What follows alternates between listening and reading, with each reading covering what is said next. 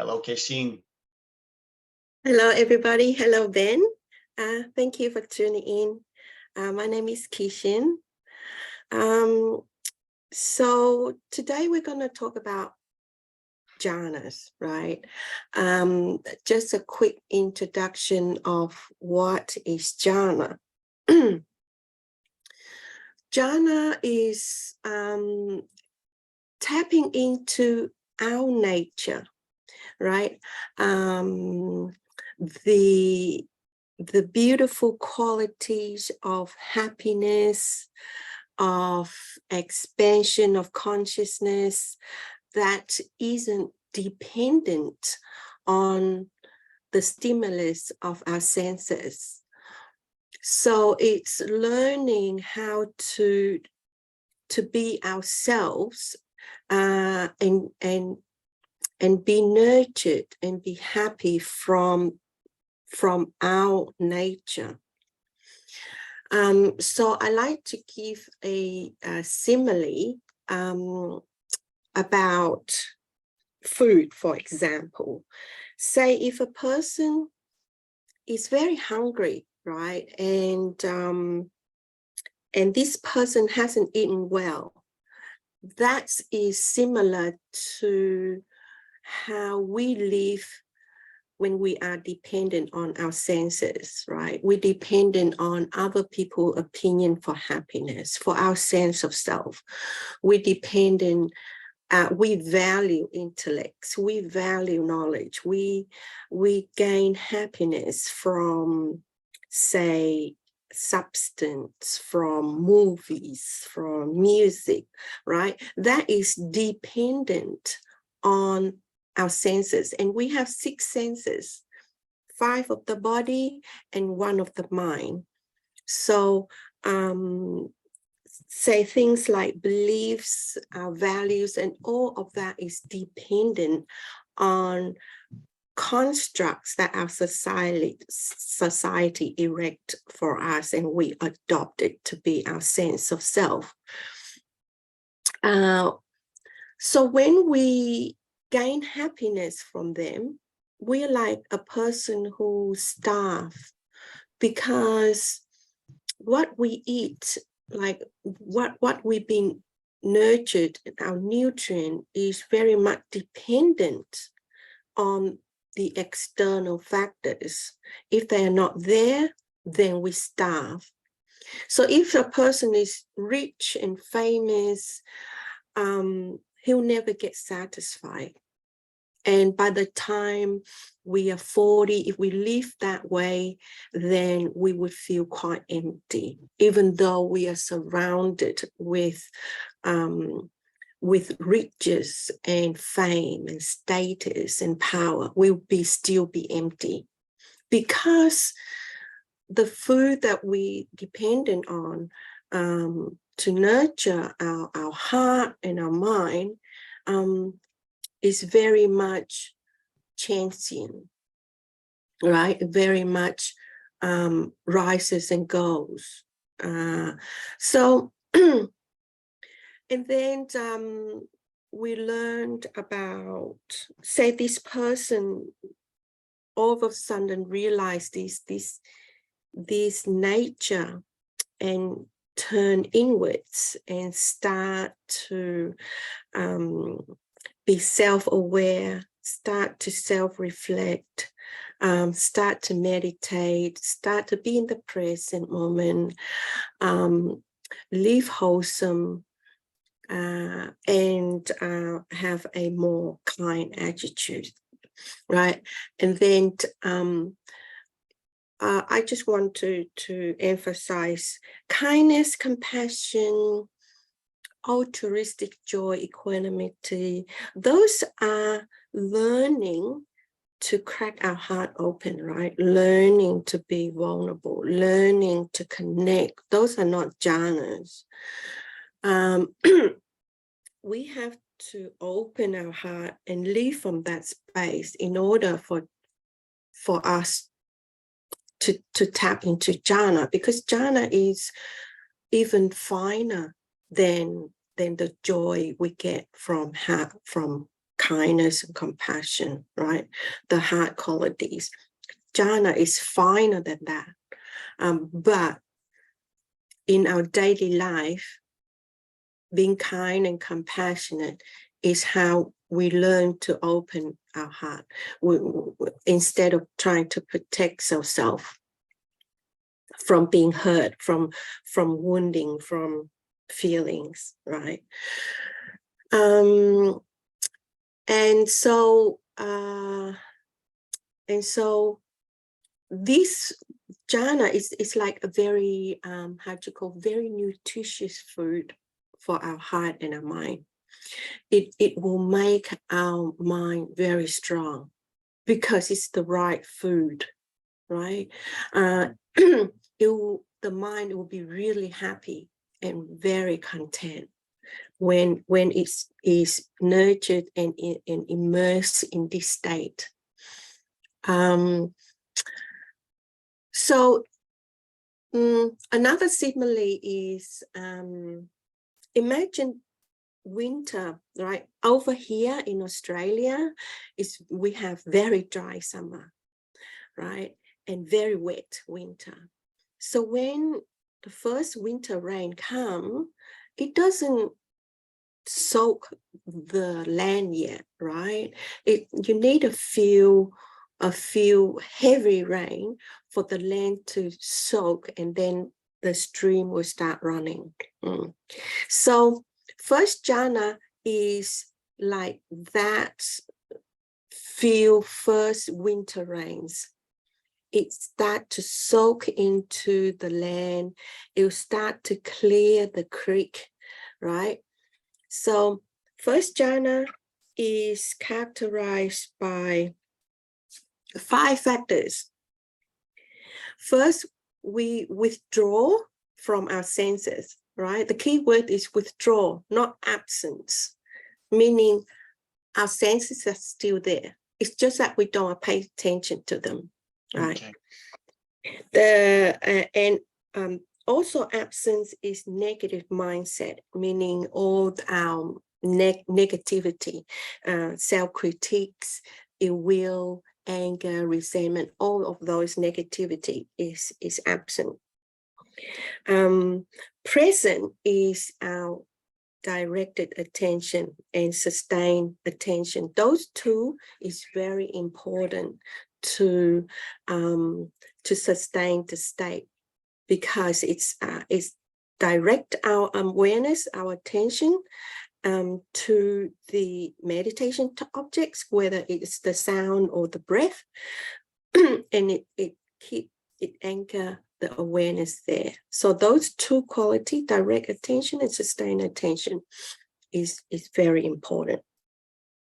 And the 5th factor is the arising of rapture. All right, the rapture is the movement of the energy up your spine, and it clear all the energy system up the spine. It runs up to your head, and you have this like tinkly, like ant crawling kind of sensation up your crown, and then it shower into this shivering kind of ecstatic feeling. It's very nice the first few times, but it can be disruptive after a while, right?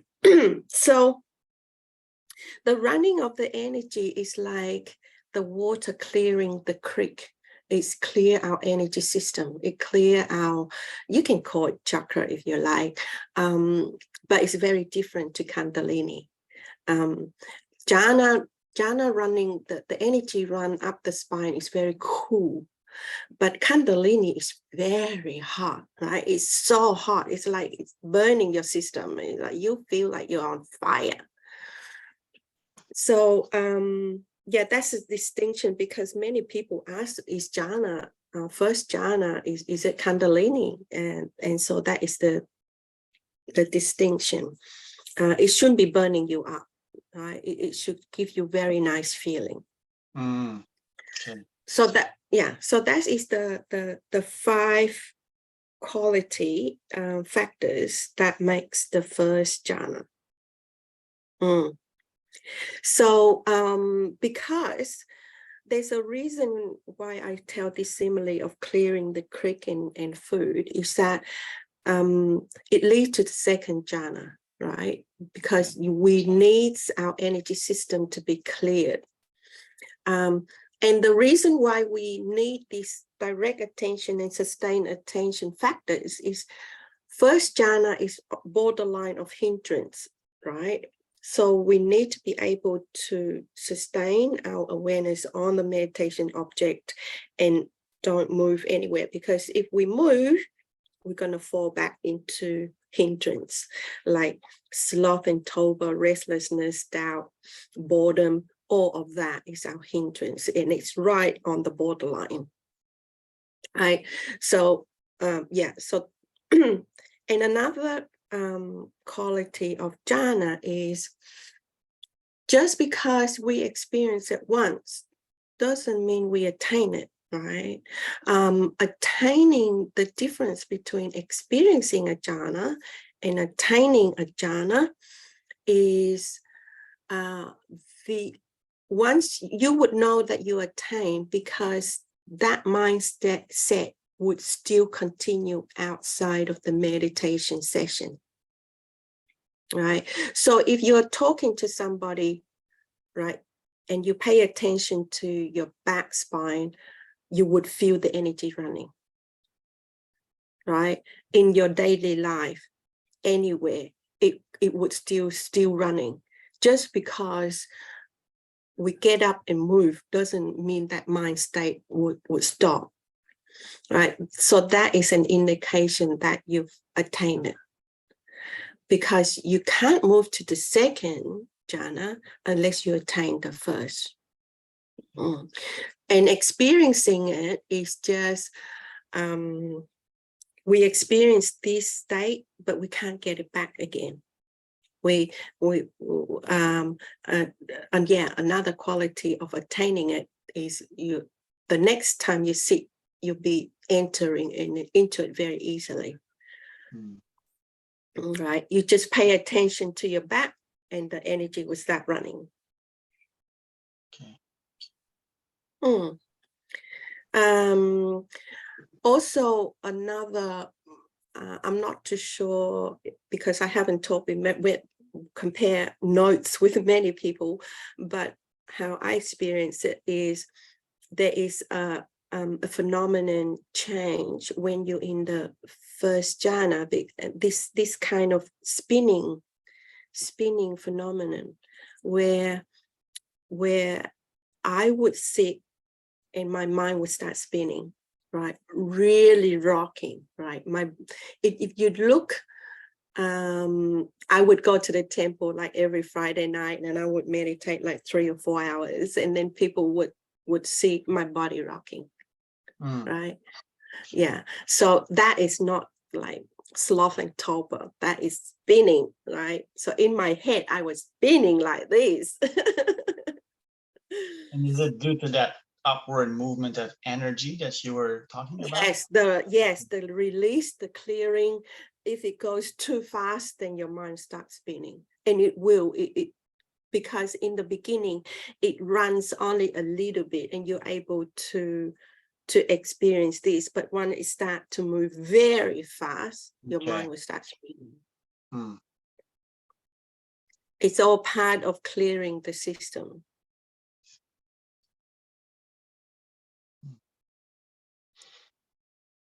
And in terms of entering that first jhana, is it focusing on a particular narrow object, or how would you say enters?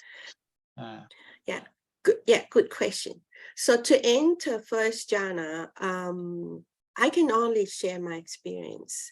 And the way I do it is you sit, you relax, and you just be present, right? And for me, I found being present, to use sound to anchor my awareness in the present moment, right? It's for me, is better than breath, because breath is so subtle and I tend to control it too early. So in the beginning, I would stay with sound, right? I would just listen to sound and just accept whatever there is. And I would notice any resistance and would just let it go. And then if the breath comes, then I'll stay with the breath, but I don't force it to come. All right. Okay. Yeah. So, and then,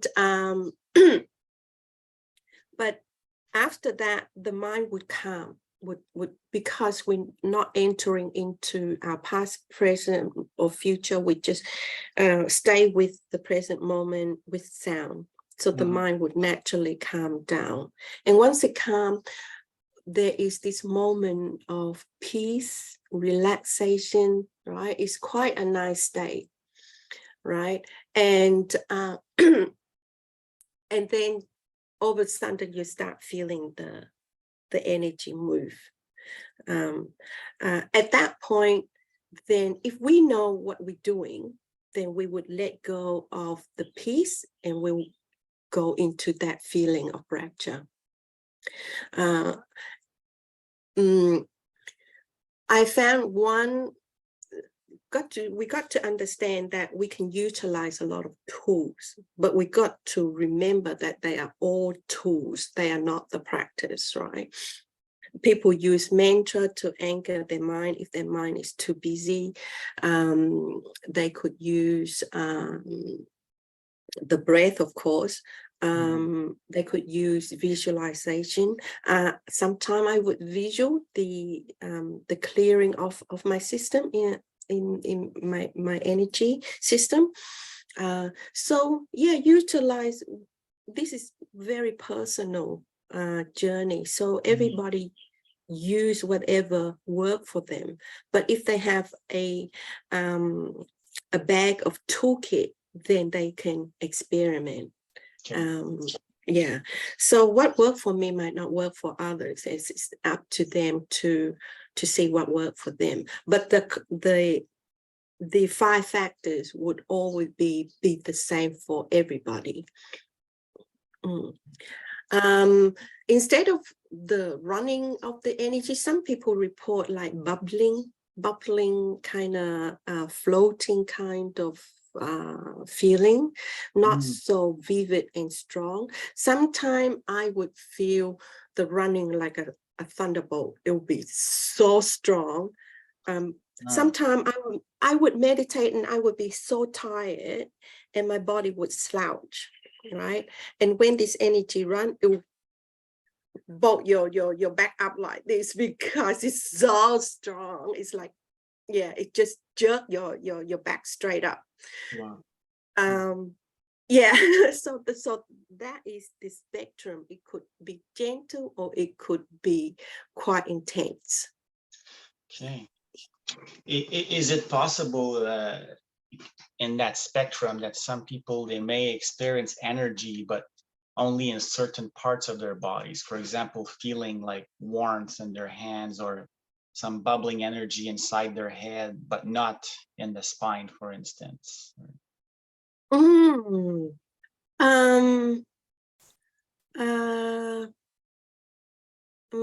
key is the combination of both. There's the movement of the energy, and also there is the feeling like ecstasy, the feeling of like you can say like orgasmic kind of feeling, right? Quite intense. So if there is some kind of warmth or some kind of energy together with this feeling, then together with the other 4 factors, then yes, then you can say you're in first jhana. Okay. Yeah. So the presence of one factor is not enough criteria. I see. Right. Yeah. So yeah, 5. Yeah. The absence of 2 and the presence of 3. if you find that your focus and your attention is very stable and you easily stay in the present moment, to stay with your breath or the sound or anything, then you know that that is sustained. So those two factors are there.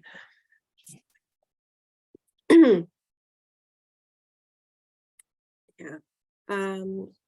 So anything I missed for first, Jhana?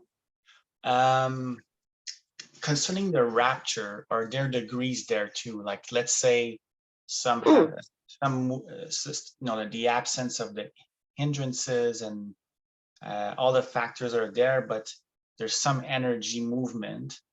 But the rapture is like more like a very mild ease, or a sense of joy in the meditation, but very gentle or mild. Would that count as? Okay. Yeah. This is the thing. Even when I was walking the path, it's very hard to know where you are, right? It's very hard to really, and for me, it's not important at all. It's to know where I am, because I enjoy this state so much. I have no expectation of any level, right?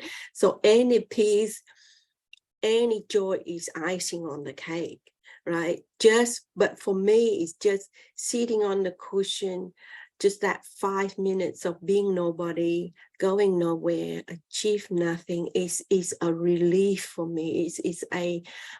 It's quite a goal in itself, right? And anything that happened in that 5 minutes or 10 minutes is just bonus. So I'm not really fussy where I am at all. I have a goal, like I have this Mount Everest top that I'm keep going up, but whatever happened in between is like, okay, yeah, keep going.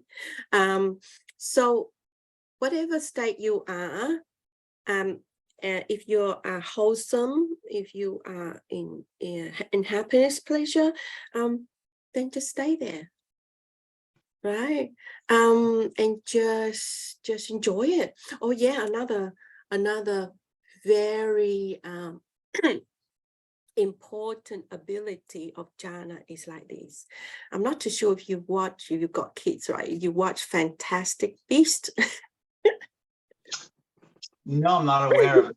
Maybe I should ask my daughter, but yeah.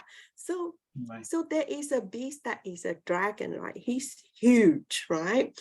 But to capture him, you have to hold a teacup, right? And then he turned himself tiny so that he can fit into the teacup, right? So from a perspective, when the dragon is so big, then the cup is tiny, right? But when the dragon fit into the cup, then now the cup is big, right? So this simile is, I can't stress more the ability of us being small, right? Most of the time we are like this ginormous dragon, right? And everything is tiny, right? Like this little joy is not enough. This little happiness is not enough because it's a teacup and we are so big, right? So in order for this teacup to be big, we have to become small. And to do that is to jump into the experience and let ourselves, everything of ourselves go, right? And so that the experience, just the experience in that moment, the more we can let the experience be the experience, hold it in totality and not much of us at all, then we fit into the teacup and the experiences is so big, right? So the way what I can demonstrate is I love tea, right?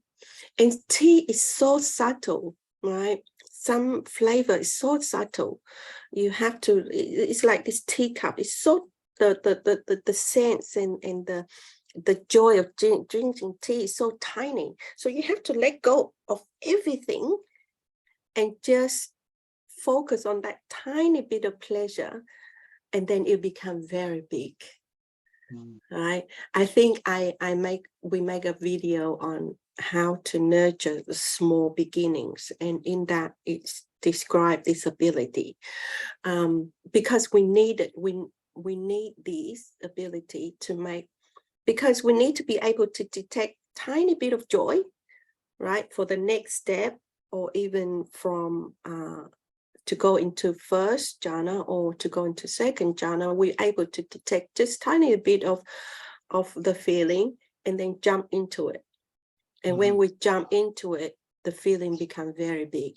Okay. Because there isn't much of us in it.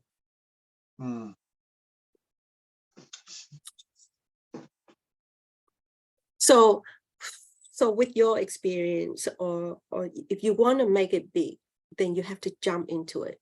And jumping into it meaning don't bother about watching, don't bother about vipassana, don't worry about knowing, right? So another quality of jhana, it is both absorption and vipassana, right? So the absorption, it's both absorption. It's both and vipassana, insight. Okay, both are together. Yes, yes. Okay. So jhana is both of that quality. I've heard a lot of misunderstanding that jhana is just samatha practice, and then you have to go and do some other vipassana practice to get insight, right? So that's because they don't understand it, the subtlety of it, right? So when we become small and we fit into the teacup, that's called absorption, because we absorb into the experience, and there is just the experience, whether it's rapture, joy, contentment, or equanimity later on. And then but when we step back and we watch, right, we become the observer, and we are aware of the light, we're aware of our pleasure, then that act of stepping back and watching is vipassana, right?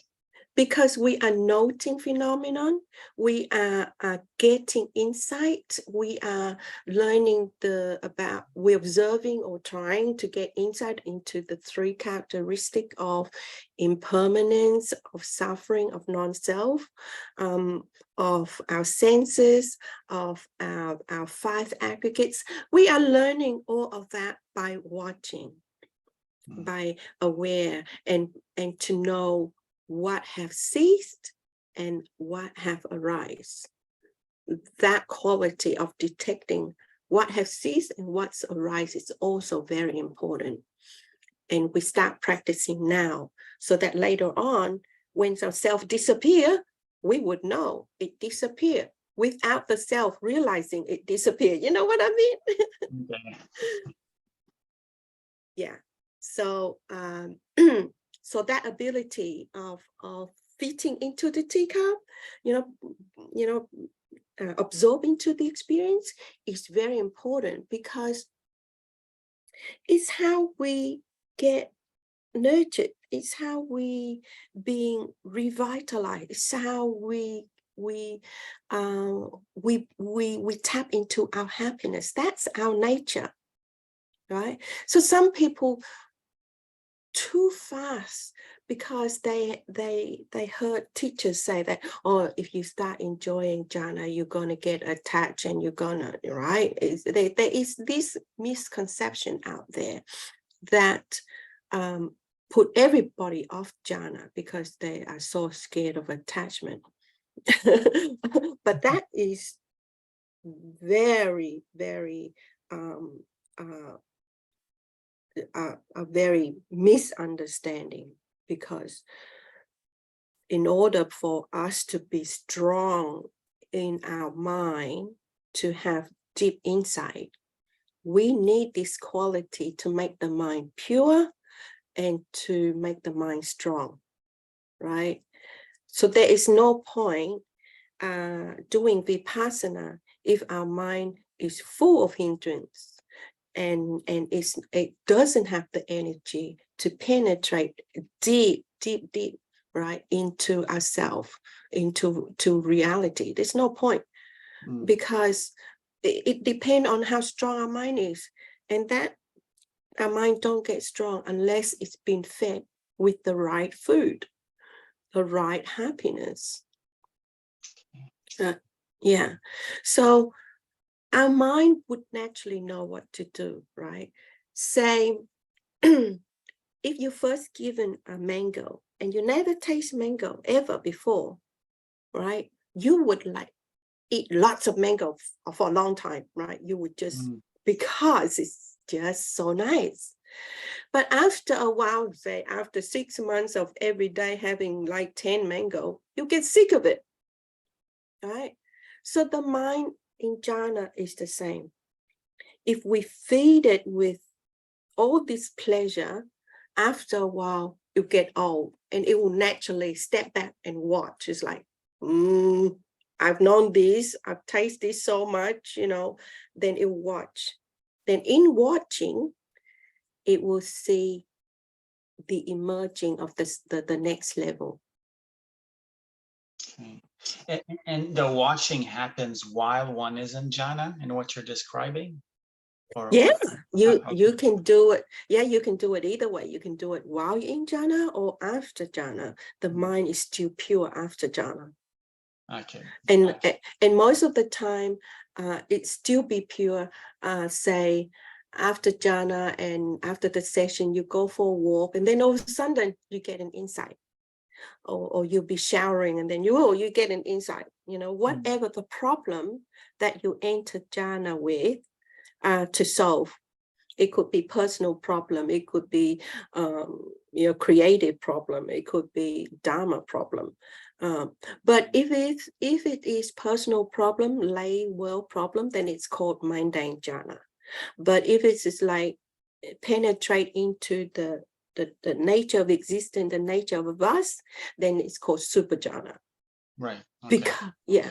Because it leads to nibbana, enlightenment. But if we use jhana for personal, everyday, worldly problem, then I would use both, whatever. Because you need to clear your personal issues before, it's part of clearing the system. It's part of clearing the energy, is to work through our personal problem.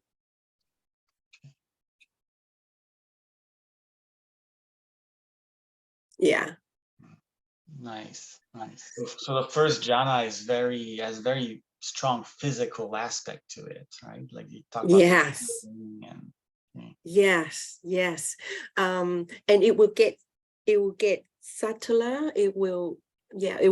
It's all about reaching samadhi, and samadhi is the fourth jhana. It's the stillness, it's calming. So each jhana is a progression of calming down the mind, making the mind strong, flexible. It will go wherever we direct it to.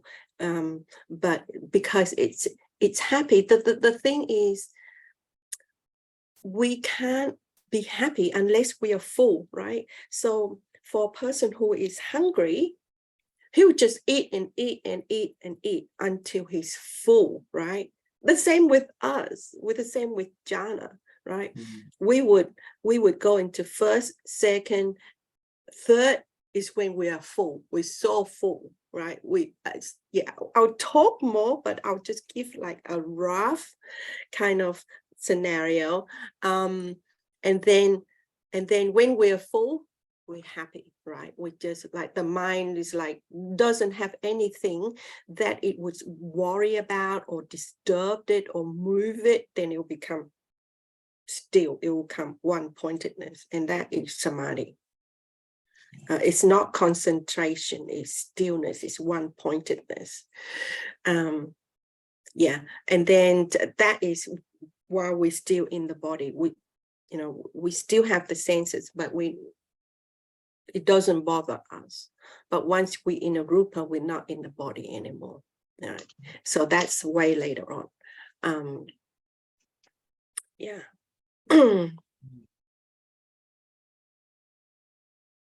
So yeah, we covered first jhana, I believe. You wanna... Yeah. Is there anything else that I No, would miss? that's pretty much a lot of seems to be covering all the factors that you've mentioned in the first jhana. So are we ready to jump into second? Yeah, okay. So we'll stop and then we'll start another one with the second jhana. Okay. Very good. Okay. Thank you everybody for tuning in. I'm looking forward to the next one. Bye. Keshin. Bye.